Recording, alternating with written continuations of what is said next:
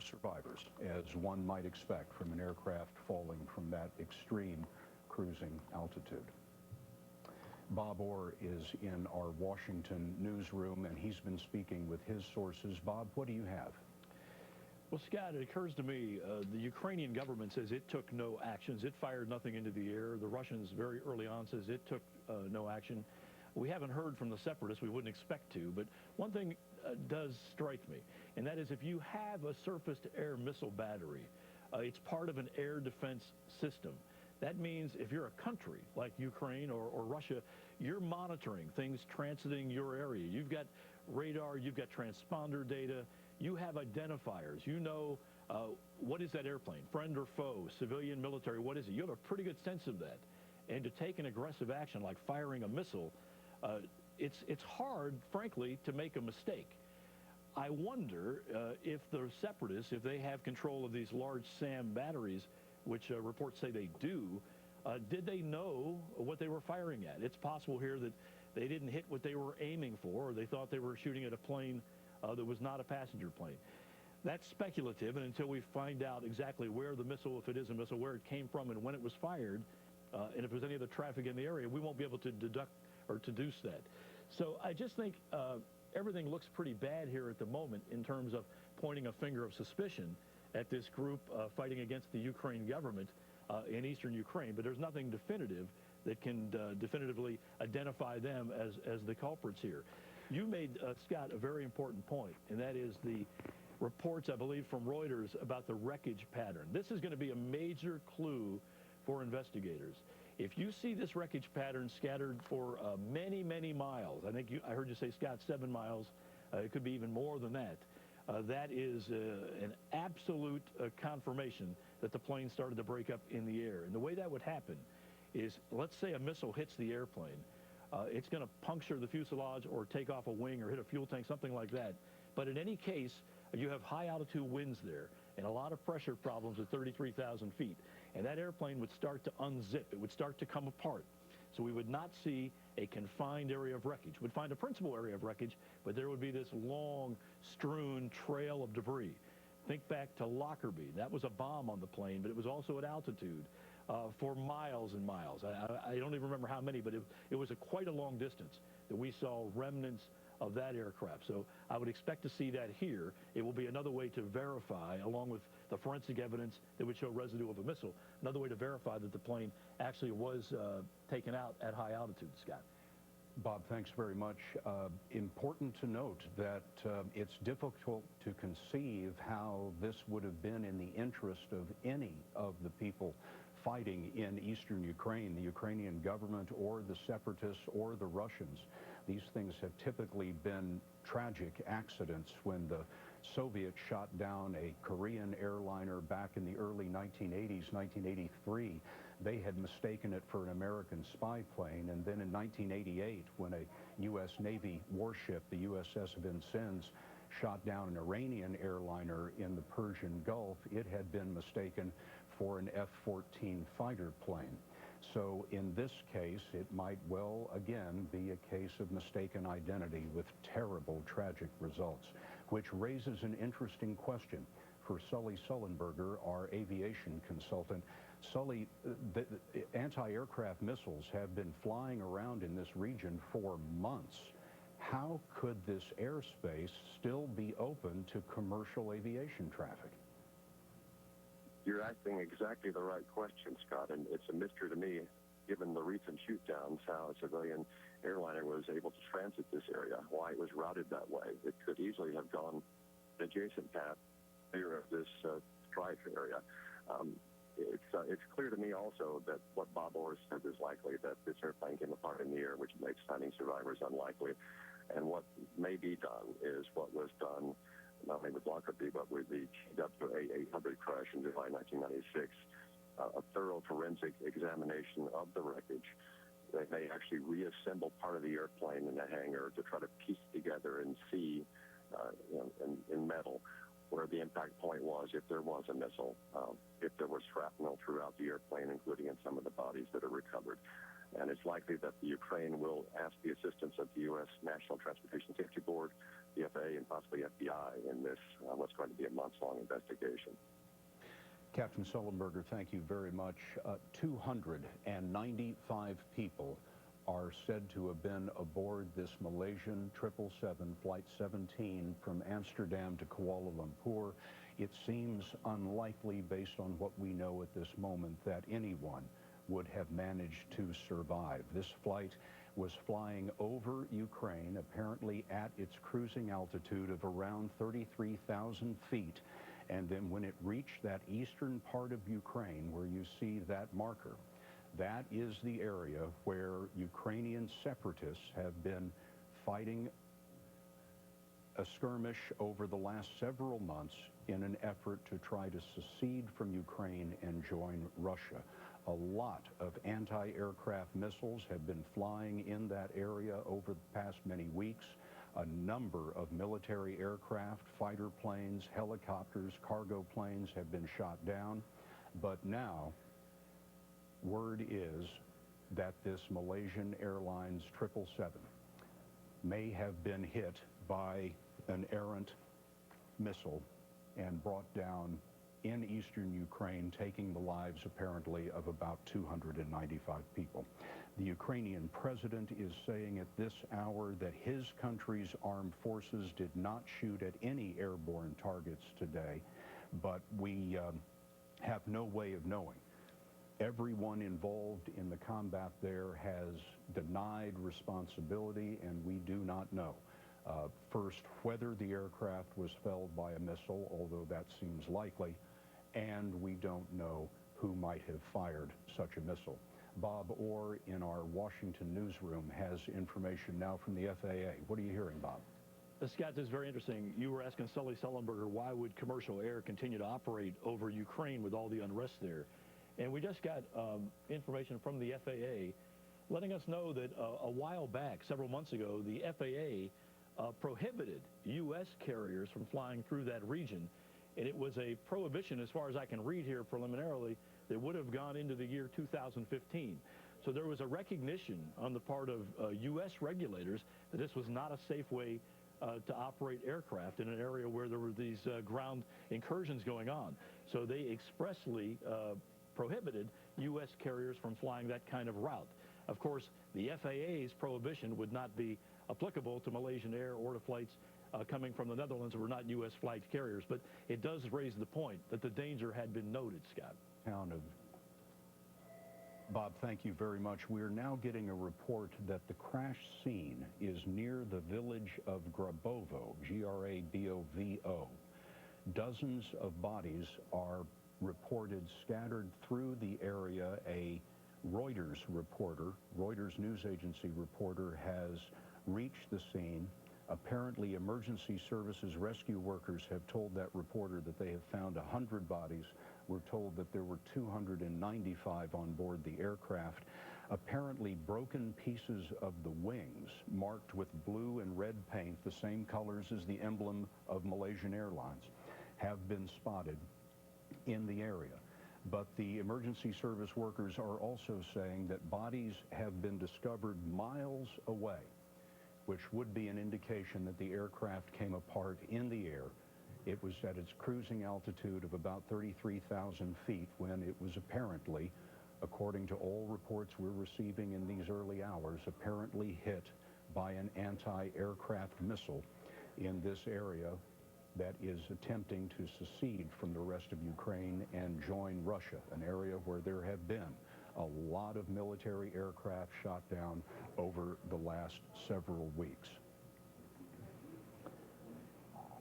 Now we just received this photograph. This is from a Russian newspaper. It appears to be a length of fuselage from the 777.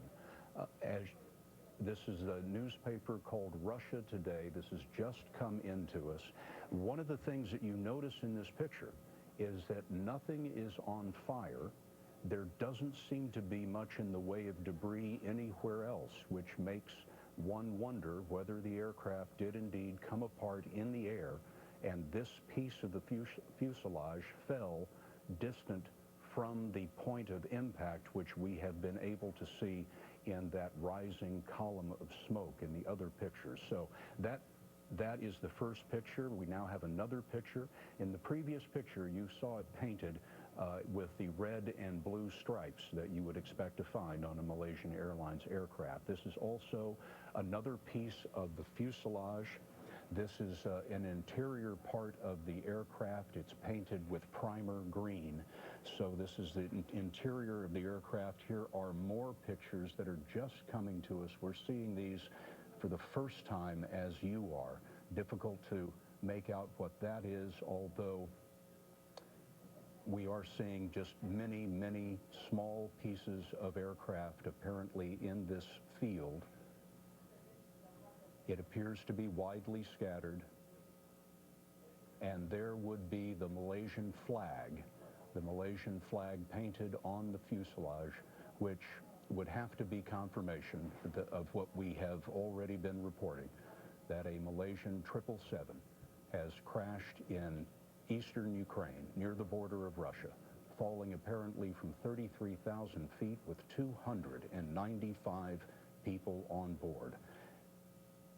There is the smoke rising in the distance from apparently the principal point of contact. Witnesses on the scene are saying that bodies are scattered for miles, and in photographs that we just showed you, it appears that the debris is scattered for miles, which would seem to indicate that the aircraft came apart at altitude in the air. And the early reporting we have is that the aircraft was hit by a ground-to-air military missile. The government in Kiev is denying that it fired any anti-aircraft missiles today at all. The separatists, the Ukrainian rebels in eastern Ukraine, are saying that they didn't fire any missiles. So far from a claim of responsibility, everyone is claiming they had nothing to do with this.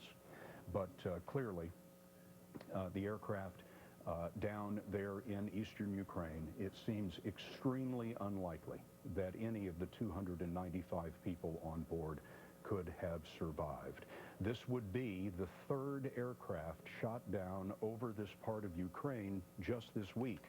On Monday, a Ukrainian cargo plane, a military aircraft, was shot down with a ground-to-air missile. And then last night, a Ukrainian fighter plane was shot down with a ground-to-air missile. And now we have this morning, this Boeing 777 jumbo jet down in eastern Ukraine.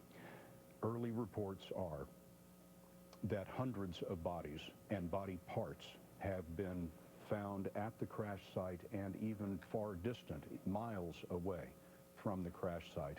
And let's go back over some of those still photographs that just came in from the newspaper Russia Today. We've just received these over the last couple of minutes.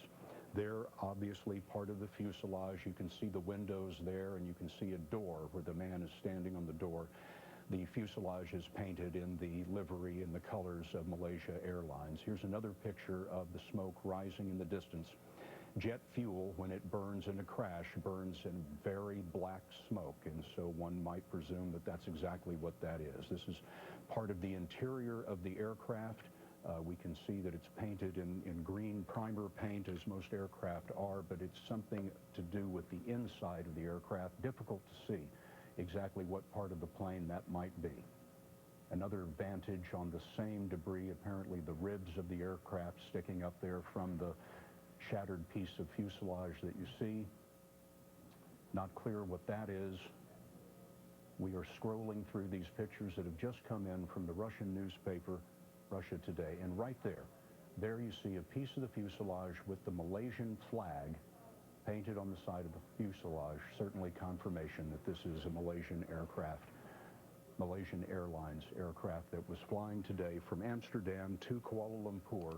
It had made it about a third of the way when it was flying at altitude about 33,000 feet, right where you see the red mark there in eastern Ukraine. And that is right where the Ukrainian separatists have been fighting Ukrainian forces in an attempt to secede from Ukraine and join the Russian Federation.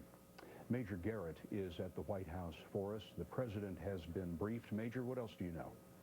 Well, Scott, the president has landed in Wilmington, Delaware, and he will have an opportunity during his remarks on a previously scheduled event to talk about roads and bridges and building more of them and getting Congress to provide the funding for that to address this fast-moving story and this tragic story in Ukraine. But one thing to point out, Scott, I can tell you here at the White House, for the better part of the last 2 weeks, there has been increasing concern about Russia's role in providing military hardware to these separatists in Ukraine and the kind of tragic results that might come about because of those transfers of weapons.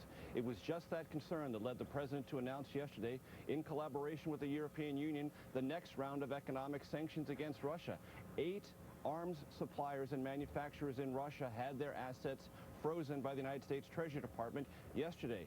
Some of those arms manufacturers produced the very kinds of weaponry that was most concerning to the White House and European capitals because of its lethal character. Not just mortars and small arms, but very sophisticated weaponry that was transiting from Russia across the Ukrainian border into these hands of these basically uncontrolled separatist fighters.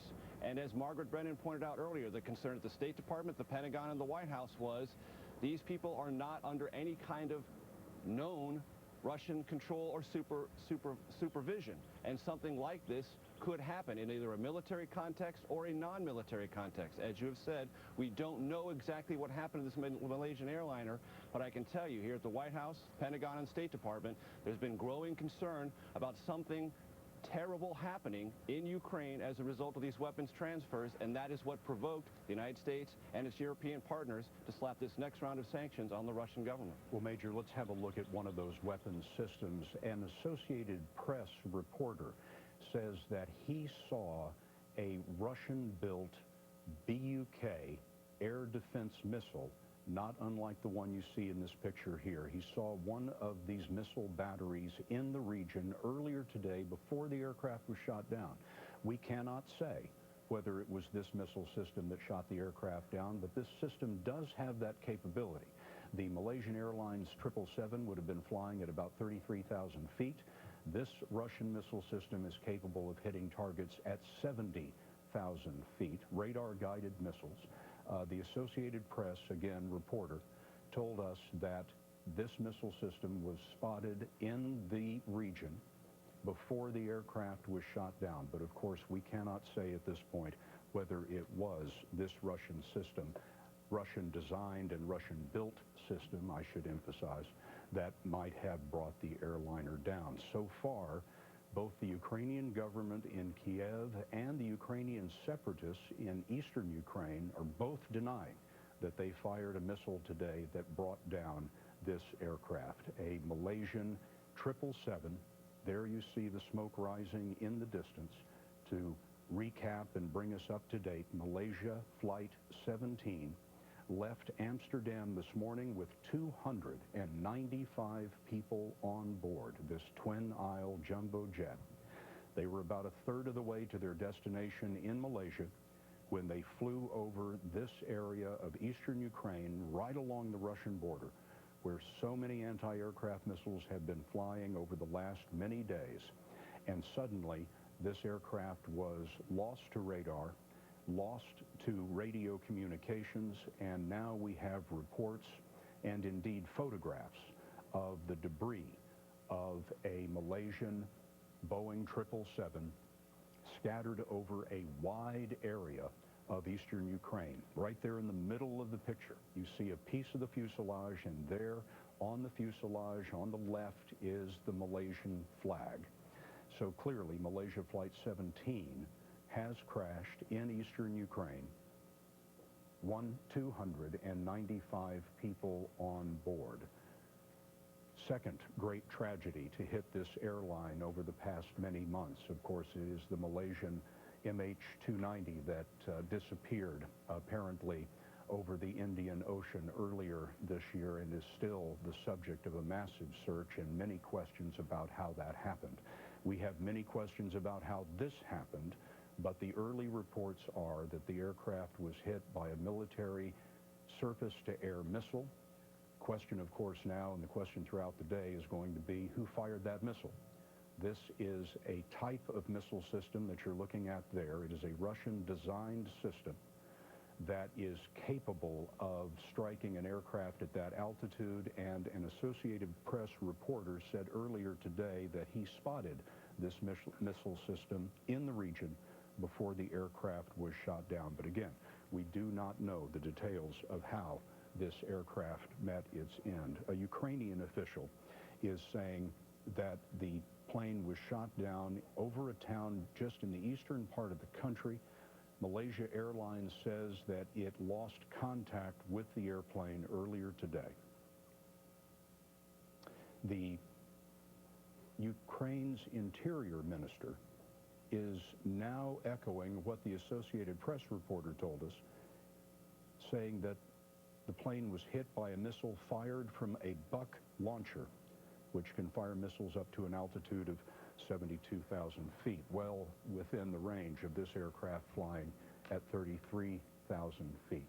But that is a missile system that is in the inventory of the Russian army. It is also has been possessed from time to time by the Ukrainian separatists who are fighting the government in Kiev to secede from Ukraine and join Russia. All sides at this point denying responsibility for what appears to be the shooting down of this aircraft. Russian President Vladimir Putin, in a telephone conversation, has told President Obama that the Malaysian plane crashed on Ukrainian territory. Apparently, the two leaders had a pre-planned phone call this morning on the situation in Ukraine. And during that call, the information became available from air traffic controllers that the aircraft had been downed, and Vladimir Putin apparently informing President Obama in their pre-planned telephone call of this tragedy. We were just looking at Russian TV. There was a new picture there of the smoke rising in the distance, the kind of very dark black smoke that you would expect to see from a jet fuel fire. But we are told by witnesses on the ground that bodies and aircraft debris are scattered for miles, not just at that apparent point of impact that you see in the distance. That would be an indication that the aircraft came apart in the air, perhaps as high as 33,000 feet. Pro-Russia rebels, the Ukrainians who are seeking to secede from Ukraine and join the Russian Federation, are repeating again that they did not shoot down the airliner. They are blaming the Ukrainian government, the legitimate Ukrainian government that is headquartered in Kiev. They are saying that the Ukrainian armed forces fired the missile that downed the plane. So far, everyone denying responsibility for this tragedy. Vladimir Putin apparently informed President Obama during a pre-planned telephone call about the Ukrainian skirmishes and the Ukrainian fighting, informed the president of the downing of this aircraft, although no indication that Putin had placed the blame with any particular faction in all of this. Major Garrett was reminding us that just yesterday the White House imposed greater sanctions against Russia in an effort to calm the tensions in this region that we have seen over the last several months. One of the sanctions was to prevent Russian arms makers from accessing American capital markets in an attempt to get them to stop supplying arms to the separatists in eastern Ukraine. Bob Orr is in our Washington newsroom with more details. Bob?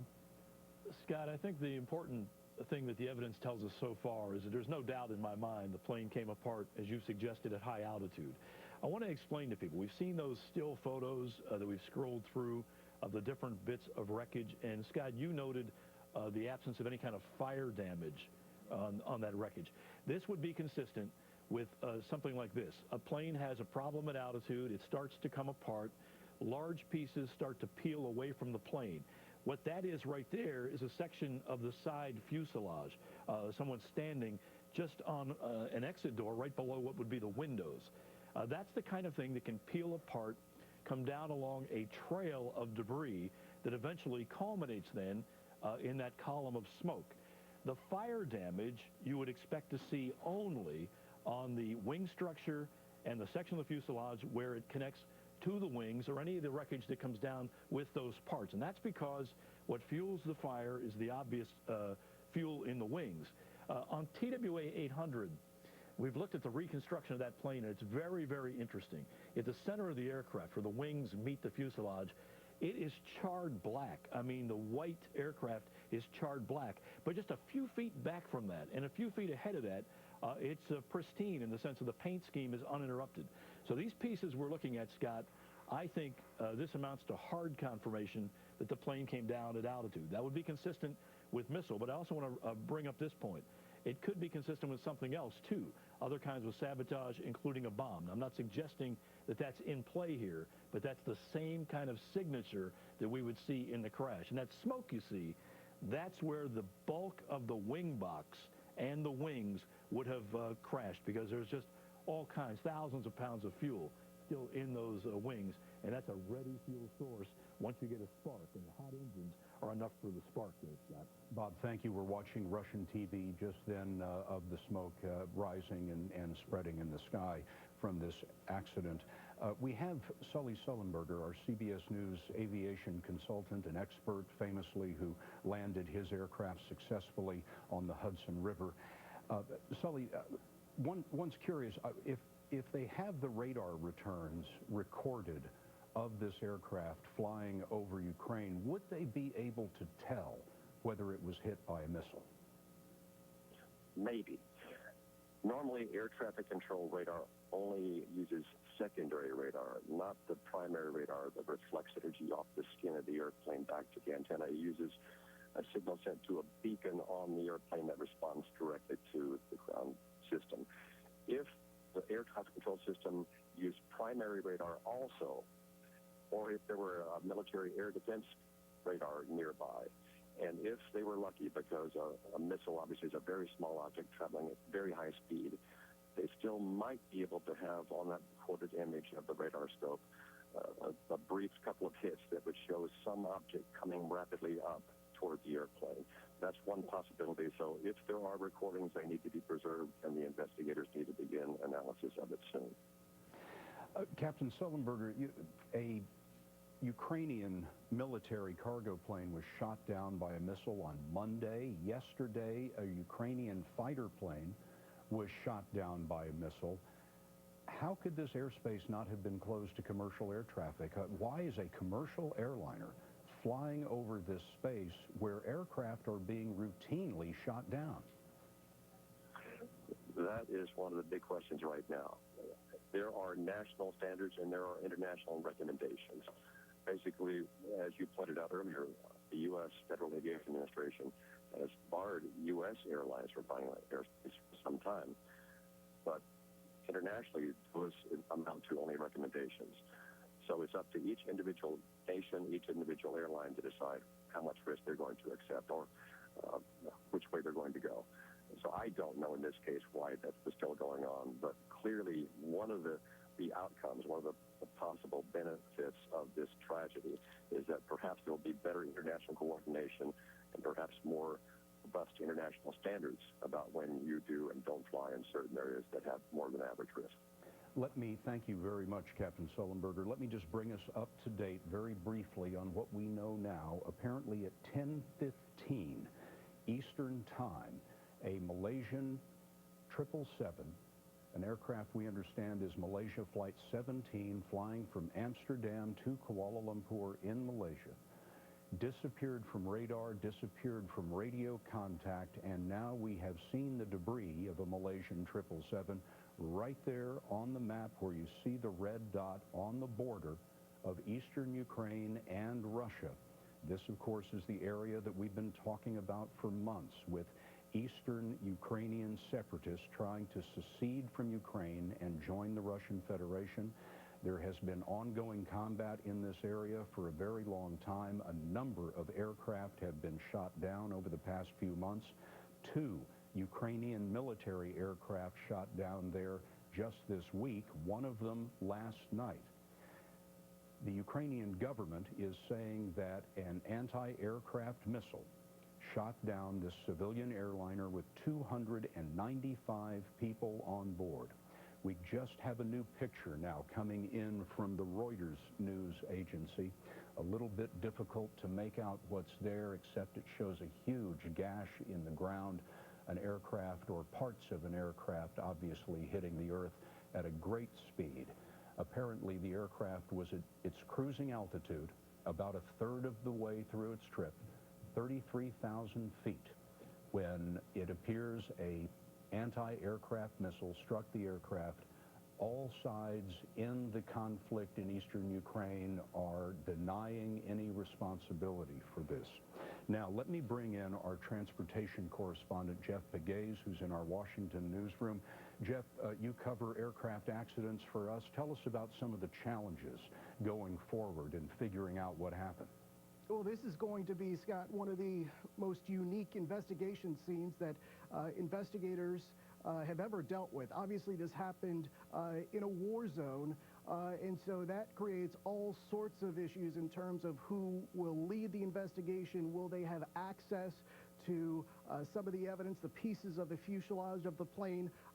And those are questions that are going to be critical to solving exactly what happened here. Of course, you talked about pieces of the plane scattered in the debris field there. The question is, where are the black boxes from that plane? Because investigators will obviously search for those first as they try to figure out exactly what happened. Jeff, would you imagine that the black boxes would survive a fall from 33,000 feet? Are they designed to do that?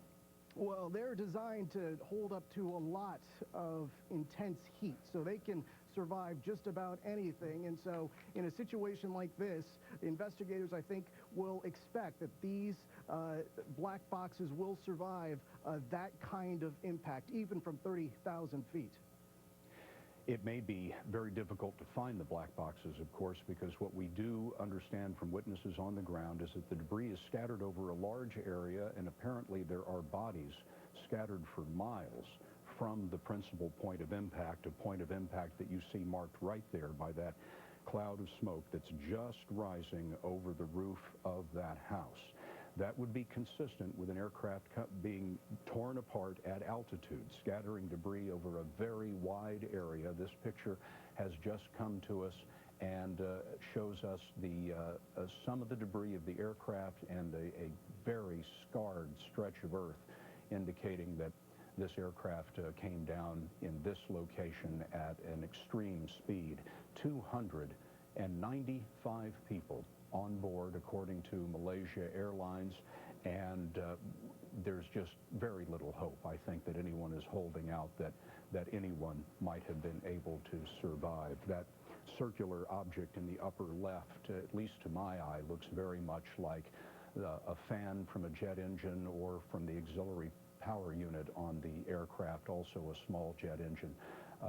The debris is scattered over a wide stretch. We saw pieces of the debris earlier in still photographs from Russia Today that showed that it was indeed a Malaysian airline aircraft painted in the Malaysian airline livery.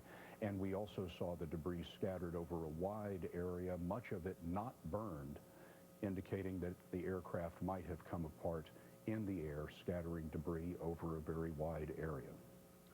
We have another new picture here, very difficult to make out what is there.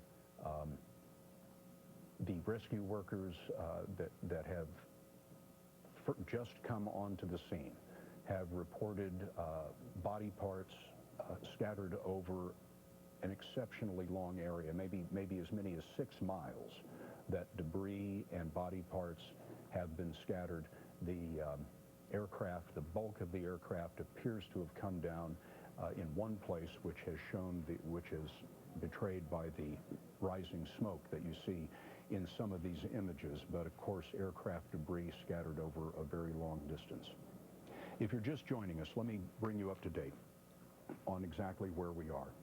At 10:15 Eastern Time, a Malaysian Airlines Boeing 777, a jumbo jet with nearly 300 people on board, disappeared from radar screens in eastern Ukraine, right there where that red dot is on the right-hand side of the screen, right along the border with Russia.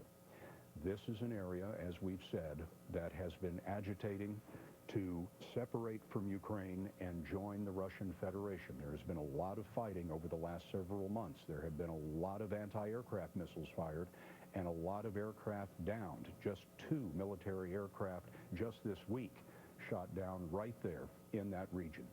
When the Malaysian Airlines Flight 17 from Amsterdam reached that point where all the combat has occurred, it was lost from radar. There were no distress calls, we are told, from the aircraft, and now we have this extremely large debris field in eastern Ukraine.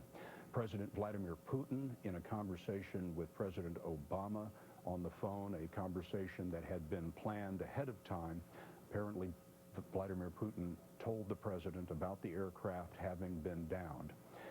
Everyone involved in the conflict in eastern Ukraine is denying responsibility. The rebels who want to separate from the legitimate government in Kiev are saying that they didn't fire the missile, and the government in Kiev is saying that they didn't fire the missile. There have been accusations of Russian missiles being fired in this dispute, but those accusations have been from the legitimate government in Kiev and have not been verified. Certainly no indication at this point that Russia may have been involved. A number of American airlines, US air carriers, have avoided this area. We've just been given a notice that says that Lufthansa has also decided to avoid this area. Not at all clear how a commercial airliner would still be using this route after all these months of conflict in eastern Ukraine and after so many aircraft having been downed in that fight, military aircraft downed in that fight over these years. Bob Orr is in our Washington newsroom and has been following these developments and talking to his sources. Bob? Scott, U.S. intelligence and law enforcement agencies are still trying to get information, trying to get some kind of U.S. confirmation as to what the knowns and the unknowns are here. One thing that they'll be looking at is there is satellite-based equipment located around the globe that will detect something as large as a missile being fired. So if they can call back through those images, they'll be able to pinpoint a time, we think, and a location of where a large flash consistent with a SAM firing might have taken place. That might give us a clue as to who is behind this, because so far, as you pointed out, all of the parties in the region are denying any kind of a missile launch. It's also still, I think, a little bit questionable as to whether or not, if this came from the Ukraine separatists, the folks that have these SAM units, it's not entirely clear that they completely understood how to operate these units. And in the end, we could find out, Scott, that they shot at something and weren't clear exactly what they were aiming at. That's a bit speculative, but the reason I bring that up is I think that governments who have air defense systems and who understand how those systems integrate with radar and all notification sectors would identify the object before firing. And it's almost inconceivable to me that anybody involved in that skirmish there would deliberately target a civilian airliner. So these are the questions that will come out. I noticed you talked to Jeff Pegues about the black boxes.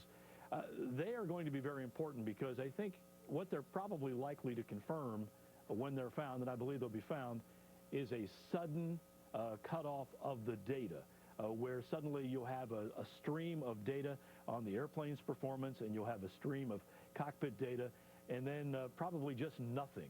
That would be consistent with an in-flight breakup where the systems simply separate and the electronics are lost. It's the kind of signature that we've seen in high-altitude breakups before, and that's one of the things they will look at right away when they get those boxes into the lab, Scott. Bob, thank you very much. As we come up now to the top of the hour, let me recap why we are on the air and give you the very latest information that we have on this. Nearly 3 hours ago, a Malaysian Airlines Boeing 777 with 295 people on board disappeared from radar and radio contact over eastern Ukraine. The flight had taken off, Flight 17, from Amsterdam, there on the left of the screen, and was flying over eastern Ukraine on the border with Russia that you see there in gray when it disappeared.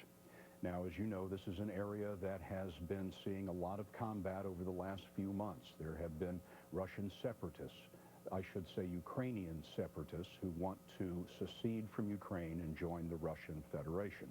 A lot of combat going on. A number of military aircraft have been shot down just this week. 2 shot down, one on Monday and another one last night.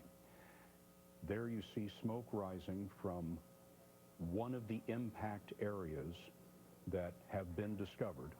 The Malaysian Airlines 777 came down near the border with Russia in eastern Ukraine.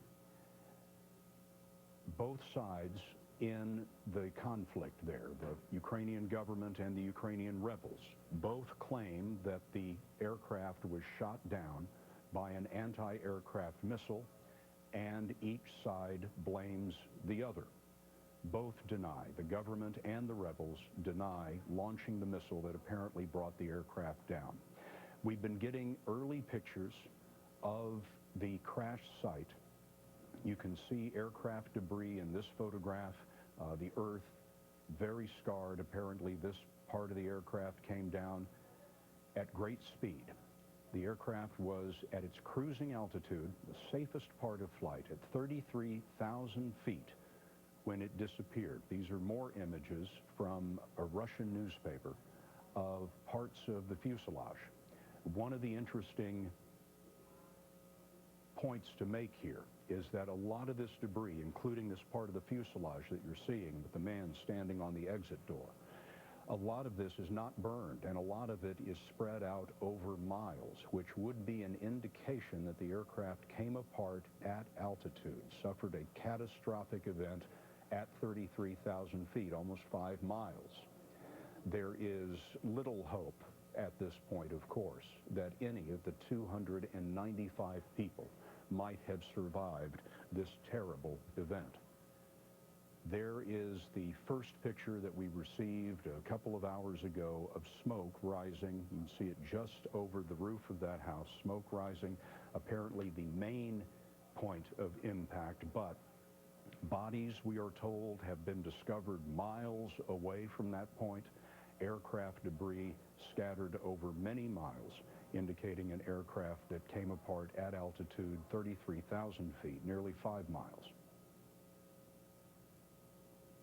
And all sides in the conflict denying that they are responsible for firing what appears to be a surface-to-air missile that struck this civilian airliner. Margaret Brennan has been speaking with her sources in the government. Margaret, a lot of top officials have been notified of this. U.S. government's all over it. Absolutely. Not only the president, but many members of his cabinet. We do know Secretary of Defense Hagel has been briefed. His spokesperson saying that they can't comment on the circumstances or confirm whether the Ukrainian military or pro-Russian separatists played a role here in the downing of the aircraft. We have heard from the spokesperson at the State Department, who, in looking at those flight records of the 295 passengers who were believed to have been on board, State Department can't yet say if there were any Americans among them. Of course, we don't know their fate yet, but no Americans on the record that they know of at this point, but they're still looking for some of the details. So a lot of unanswered questions. I've also been reaching out to European officials. European Union, they were meeting today to talk about those sanctions that the U.S. just put on Russia because of some of the weapons and some of the actions that they have been taking in Ukraine, backing some of these separatists there. European officials also saying this is just way too early to tell. Margaret, as our State Department correspondent, you travel with Secretary of State Kerry, you speak with him often. What has the United States been trying to do over these last many months to bring peace to this region?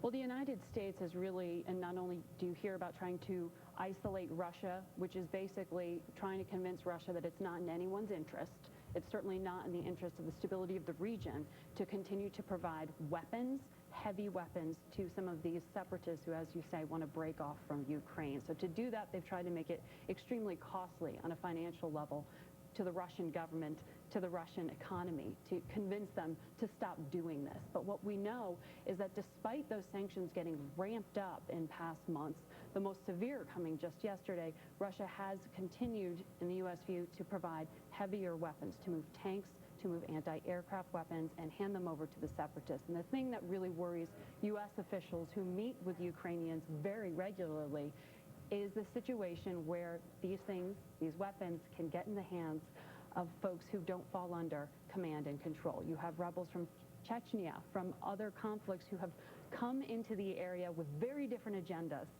who are perhaps getting their hands on some of these weapons. We don't know if that's what happened here, but these are the types of sort of nightmare scenarios that U.S. diplomats have been running through and warning the Russian government about and trying to convince them to calm down some of the conflict in the area, because this is an active war zone.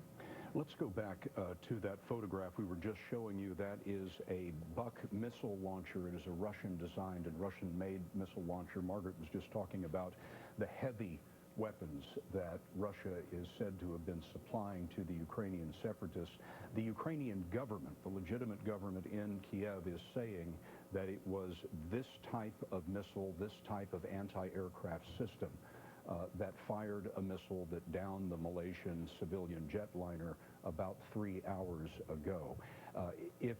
If that is to be believed, this system is very well capable of that. It's a radar-guided system. Those missiles that you see there are capable of reaching more than 70,000 feet.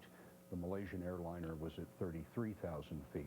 But to emphasize again, both sides in the conflict in eastern Ukraine, the Ukrainian government and the Ukrainian rebels, are saying that they did not fire the missile that has apparently downed this aircraft. These are still pictures from the debris field that we have been getting in over the past hour or so. This one right there shows the Malaysian flag painted on the side of the fuselage.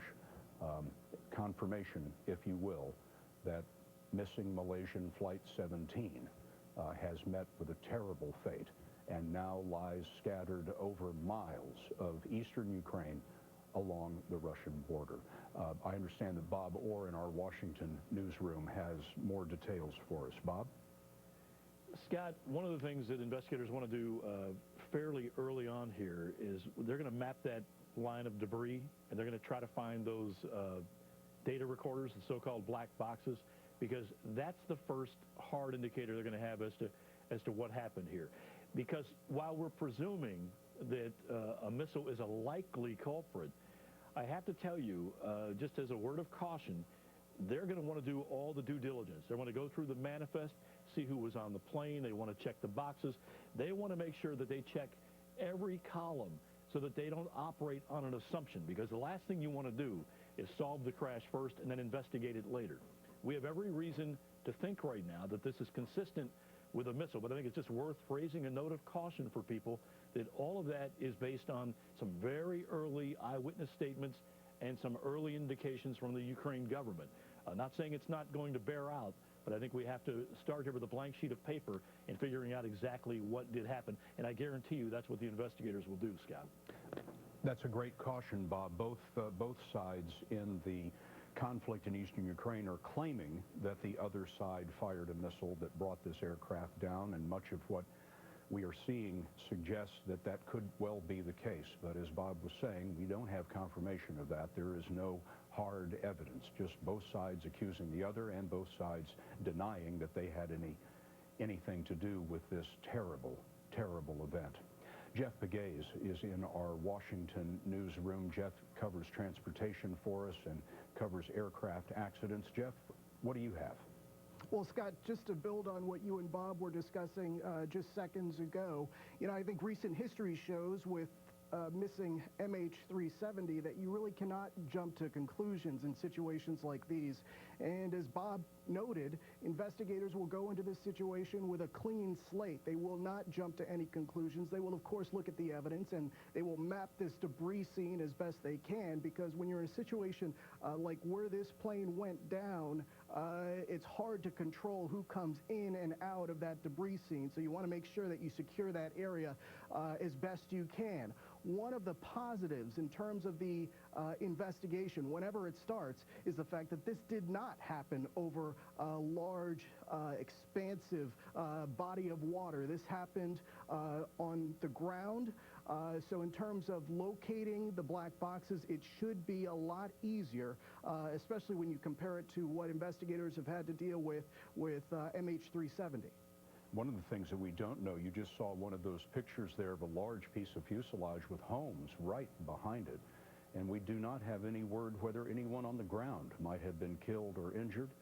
But Malaysia Airlines says that there were 295 people aboard this aircraft, and from all appearances, there seems very little hope, to say the least, that anyone might have survived this. Now, Vladimir Putin was on the phone with President Obama earlier this morning in a pre-planned telephone call to discuss the tensions in eastern Ukraine when this all happened. And our Major Garrett, Chief White House correspondent, has some more details about what happened in that phone call. Major? Scott, this came up at the very tail end of a phone call primarily devoted to the ongoing dispute between the United States government, the European Union, and the Russian government about economic sanctions, a new round of which were slapped on Moscow. 8 arms suppliers, 2 very large Russian banks, and 2 very, very large Russian energy companies just yesterday. The body of that phone call, White House officials tell us, was devoted to Vladimir Putin informing President Obama of his dissatisfaction with that move on economic sanctions.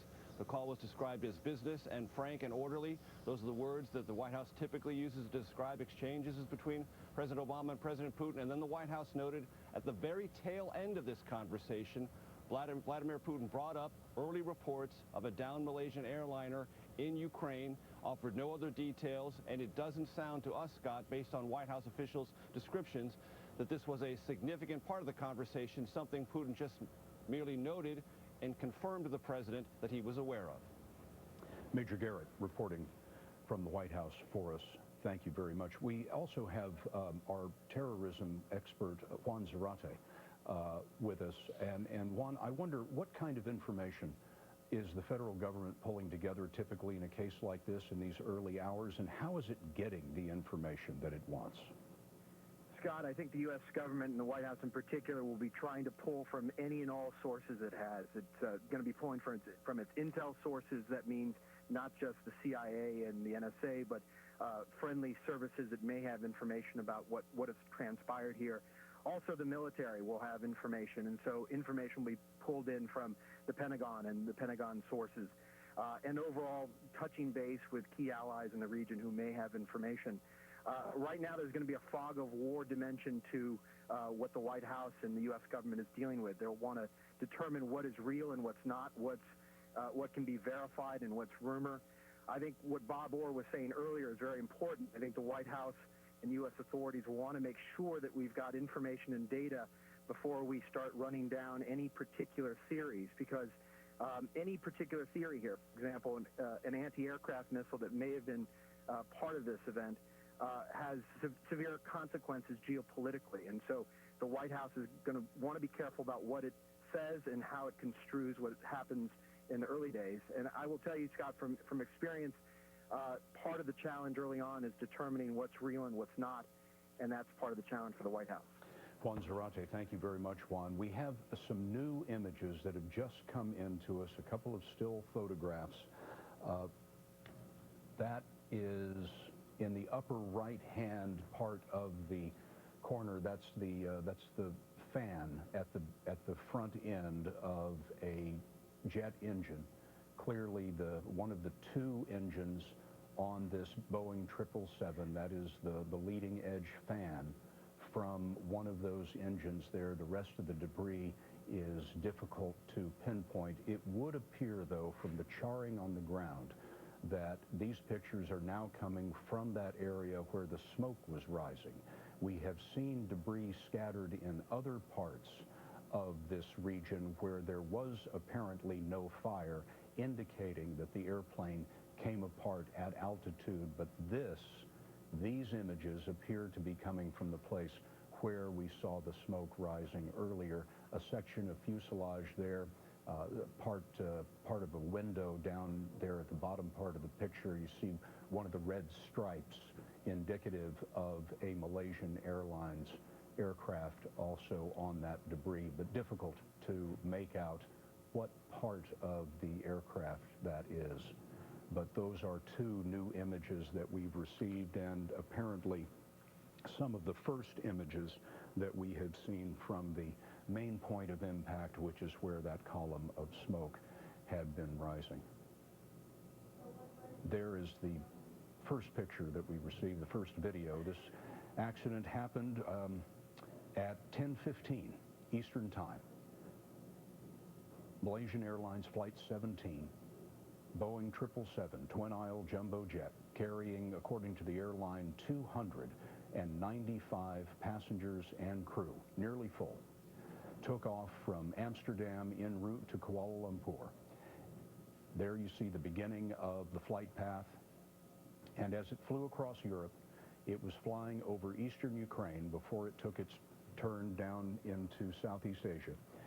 And right there on the border, where all of this combat has been occurring for months, the aircraft was lost from radar, it was lost from radio communications. We now have seen the debris scattered over miles, apparently, according to witnesses, body parts scattered over miles. The aircraft was flying at 33,000 feet, which would have been its normal cruising altitude. The Ukrainian government is saying that the aircraft was hit by an anti-aircraft missile, and we have certainly seen a lot of that over the last many days in Ukraine. Many military aircraft have been shot down by missiles. There was a Ukrainian military cargo plane shot down on Monday. There was a Ukrainian military fighter plane shot down yesterday. Why a commercial airliner would be flying through that airspace, even at 33,000 feet, is a mystery.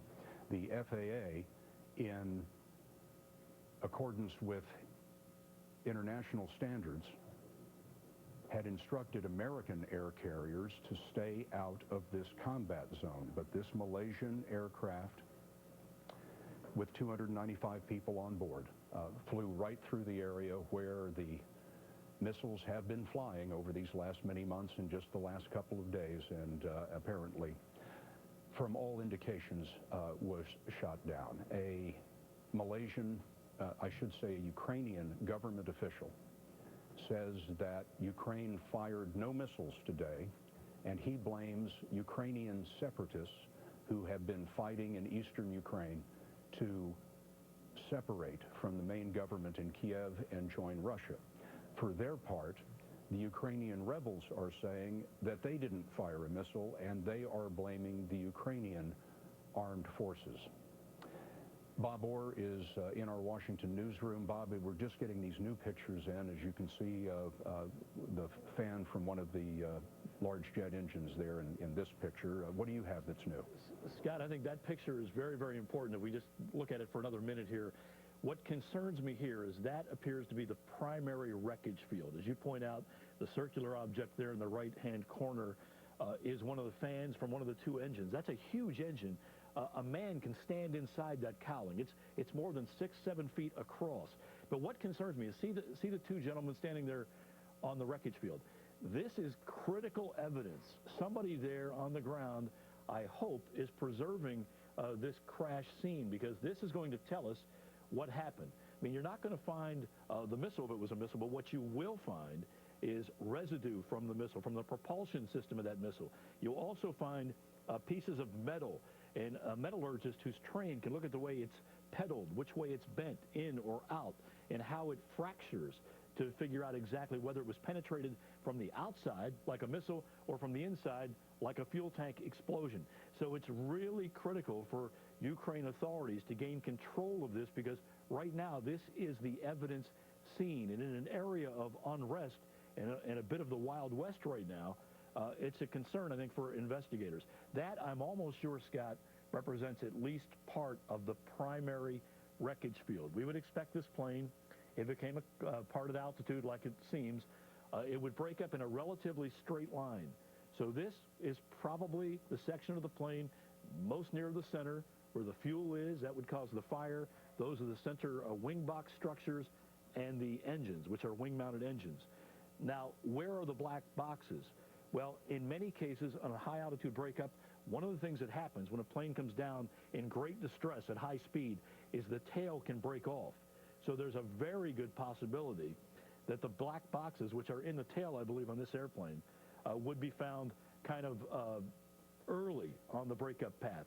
Kind of, if you follow me, to the west from the direction the plane was going west to east. It would very likely, those boxes very likely, would be at the westernmost edge. Not automatically. I mean, they can cartwheel and do all kinds of strange things from 33,000 feet. But someone systematically needs to start walking this line, securing this wreckage field, because